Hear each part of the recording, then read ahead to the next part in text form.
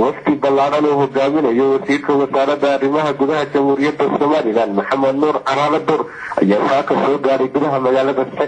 مجالة حريرة وفي جناية وحكو هجامين يسعد كيس وسيك وسارة ورشدها جمهورية الصومالية عبد الرزاق علي حميد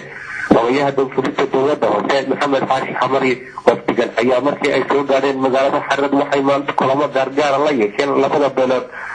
شقاقات كل حمرتي دوان مجالة حريرة وسيلك وسارة arrimaha gudaha jamhuuriyadda Soomaaliland Maxamed Nuur Caraale Tuur ayaa ugu horeynba waxa uu shir la yeeshay beesha Ciise iyadoona markaasina uu shirkaasi la isku maandaafay taasoo wasiirku ku hanjabay in la keeno gacan ku dhaglihii iyo ragayagu duurka markaasi ku maqan sidoo kale waxa uu wasiirku ka dhawaajiyay oo yaasha beesha Ciise uu ka dabageyn doono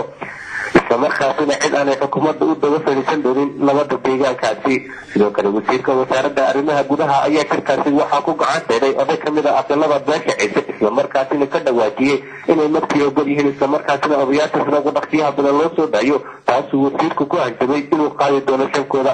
istibaha haatay xaaladda magaalada Xarab ayaa wasiirka arrimaha gudaha waxa isbedel aan ku keenin xaalad ay sii kicisa mooyaane Abdul Maxamed Abdullaahi Shiriin Aliyuus magaalada Xarab